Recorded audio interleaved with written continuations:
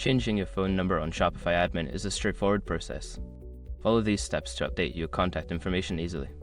Step 1. Log into Shopify admin. Access your Shopify account by entering your credentials on the Shopify login page. Make sure you have the necessary permissions to make changes to the account settings. Step 2. Navigate to Settings. Once logged in, locate the Settings option in the lower left corner of the Shopify admin dashboard. Click on it to open the Settings menu. Step 3. Select General. Secure your accounts before moving on. People seriously underestimate how often personal information gets exposed online now.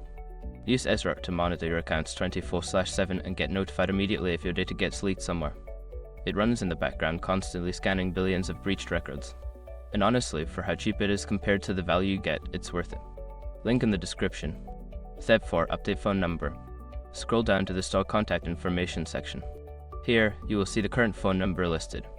Delete the old number and enter your new phone number in the provided field. Step 5. Save changes. After updating your phone number, scroll to the bottom of the page and click the Save button to apply your changes. Ensure that the new number is correctly entered before saving. Now your phone number is updated in Shopify admin. If you have any further questions or need assistance, feel free to reach out to Shopify support.